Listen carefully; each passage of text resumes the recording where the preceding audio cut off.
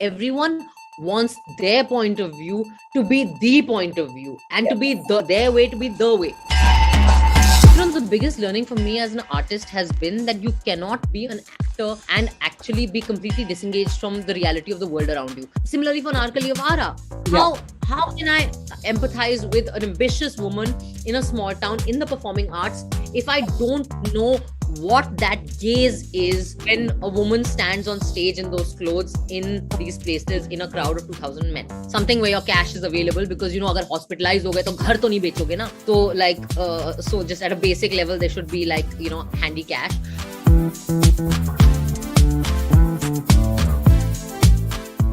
All right. So Swara, it's so good to see you. How have you been? Thank you. I've been very well. Don't go by the hair. I've been good. Oh, come on. It's never about your hairdo. It's always about your skills. I mean, whether it's different, vibrant characters that you play on the big screen or, the different social causes that you stand for, all of that really help us respect and appreciate you a lot more.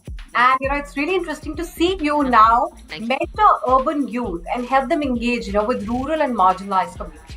I mean, it might sound very easy, Swara, but we know that it comes with many difficulties.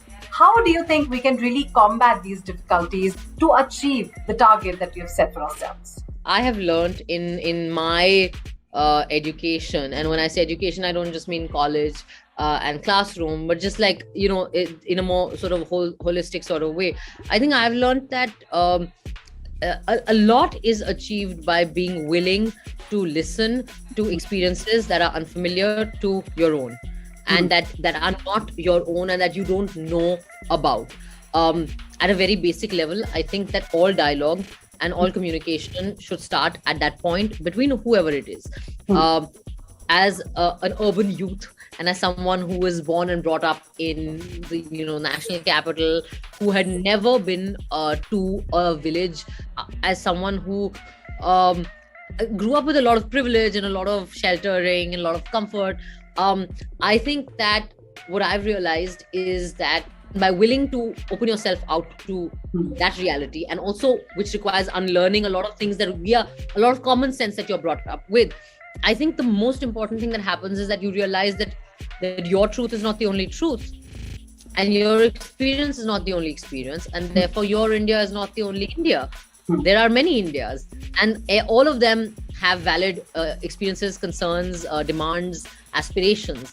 And I think that it sounds very basic, but I think that is the thing that we lack the most today, is that we and you can interpret this in whatever way, that everyone wants their point of view to be the point of view and to be their way to be the way. So I think that it's very important to get young people at a young age, when they are in the process of educating themselves and learning, to actually be introduced to these kind of dialogues, these kind of ideas, these kind of realities. Because, and again, it sounds basic, but at a very fundamental level, you'll be creating better citizens.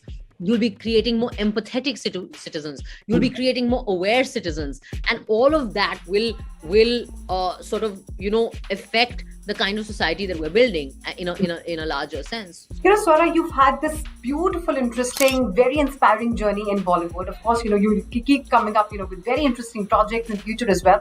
But what exactly have been the biggest learnings for you as an artist, and how exactly have you applied, while you were setting up your production house? The biggest learning for me as an artist has been that you cannot be an actor and actually be completely disengaged from the reality of the world around you. I'll just give you an example. I cannot pretend like I know anything about Bindiya's life if I'm not interested. Have at some point, I'm not saying it's going to be in my dialogues, but have some sense of what ki wahan pe naale ka drainage ki kya reality hai un galiyon mein, un patli galiyon mein. I cannot realistically do Bindiya if I'm walking through Banaras ki galiyan and being like, oh my god, it's so dirty, ye kitna ganda hai, and all that.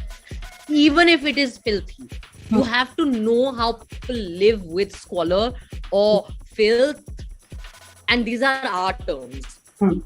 It is their reality, right? Similarly, when I was doing Nilbate Sannata and I'm playing a maid, I realized that I know nothing about my bai who works in my house in Bombay, her life. outside of my home. I don't know कि उसके घर में monsoon में क्या होता है बॉम्बे जैसे शहर में कि पानी भर जाता है तो वो क्या करती है, मुझे पता ही नहीं है. मुझे बस ये पता है कि वो जिस दिन बारिश ज्यादा हो जाती है वो छुट्टी लेगी. But how can I claim to inhabit the character of a maid without actually even paying attention to the reality of the lives of maids, right? So these are not things that will show in your script, but these are things that will affect how you play your character. Similarly for Narkali of Ara, how can I empathize with an ambitious woman in a small town in the performing arts if I don't know what that gaze is when a woman stands on stage in those clothes in these places in a crowd of 2,000 men, right? So again, you come back to the issue even as an artist of not being insular and of being engaged with the reality of worlds that are not your own. And I think that again is the basic effort that Bharat Youth Dialogue's trying to do, which is to create these channels where you can have communication between young people who come from very diverse, different realities and backgrounds. All right. What strategy do you really follow, when it comes to investing and savings? Because these are the two main things that whether it's urban or rural youth need to know, and they definitely do not know how to go about it. I'm still learning how to save and invest, but I've done a very smart thing, which is that I listen to people who have more knowledge than me. Somebody told me a very interesting thing once: 50, 30, 20. 50% on needs, 30% on wants, 20% saving. Is that right? Or is it 50 saving, 30 needs, whatever? Okay. I don't know. There's a ratio. Obviously, guys, I'm not the right person for investment advice. But like save money. I think Corona has taught us that we must save. What do you think is best? Would you go for startups? Would you go for FDs, mutual funds, direct investments in stocks, properties? What exactly do you swear by? Well, I think that it's definitely a good idea to have some savings, as whether it's an FD or an SIP or something where your cash is available, because अगर hospitalized हो गए तो घर तो नहीं बेचोगे ना. So so just at a basic level there should be handy cash. I'm a freelancer, so already it's an industry where you're not working regularly, you're not you're not earning regularly, so you're impacted very badly. Our industry was one of the worst affected industries during Corona, because barring the like when you're a lead actor, yes, or when you're HOD, everyone else is a daily wage laborer. So actually it's a very shaky existence as is. I think Corona has definitely taught me the value of both work and savings. You are such an inspiring entrepreneur. Just tell us, what are the common mistakes that youngsters make? Yeah, they all want to come up with a startup, but they don't really know what common mistakes they should be avoiding. I don't want to claim to have more success in this field. My brother is definitely the more entrepreneurial one. But the one thing I've learned is that don't spend the money until you don't have the money, and until you don't know that you've got your investors on board. Don't create a situation where your outflow and your outflow cycle has begun before your inflow cycle has begun. So I think that's really the most basic entrepreneurial learning, right? Yes. Thank you so much, Swara, for your time.